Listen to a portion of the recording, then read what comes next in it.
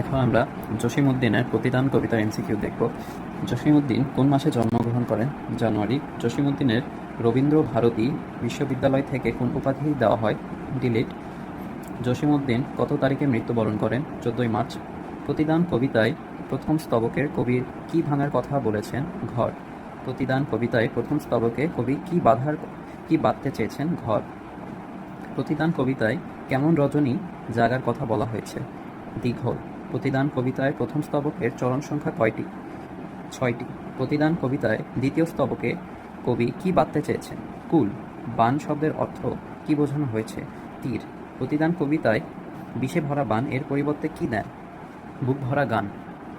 প্রতিদান কবিতায় বুক ভরা গান বলতে কি বোঝানো হয়েছে? ভালোবাসা। প্রতিদান কবিতায় দ্বিতীয় স্তবকের চরণ সংখ্যা কয়টি? 6টি। সোহাগ শব্দের অর্থ কি? আদর। নিষ্ঠুর। নিঠুর শব্দটি নিচের কোন অর্থ প্রকাশ করেছে? নিষ্ঠুর।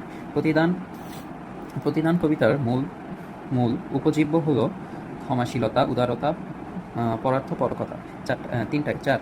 প্রতিদান কবিতায় কবি কি বিসর্জন দিয়েছেন? 16 নম্বর, তাই না? 16 হবে, এটা হলো গ। ক্ষুদ্র স্বার্থ। কবি কাকে ক্ষমা করে দিয়েছেন? অনিষ্টকারীকে। মা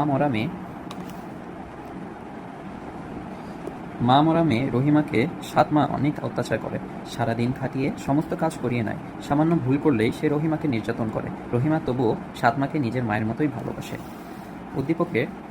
উদ্দীপকে সৎ মায়ের সাথে প্রতিদান কবিতার সাদৃশ্য রয়েছে প্রতিহিংসায়। রহিমার মধ্যে কবির চেতনা প্রতিফলিত দিকটি হল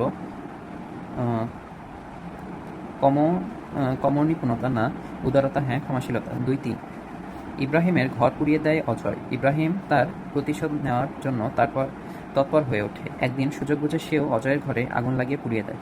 উদ্দীপকের সঙ্গে প্রতিদান কবিতায় কার বৈসাদৃশ্য রয়েছে? কবির। প্রতিদান কবিতার প্রেক্ষাপট বিবেচনায় উদ্দীপকের ইব্রাহিম একজন কি?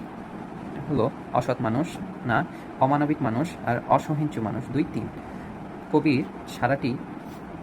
কবি সারাটি জনমভর কি দান করতে চেয়েছেন? ফুল।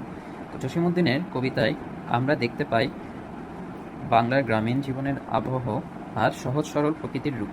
1-3। জসীমউদ্দিন কত সালে মৃত্যুবরণ করেন? 1976। কবির বুকে কে আঘাত করেছে? কবি তার জন্য কি করে? কাঁদেন।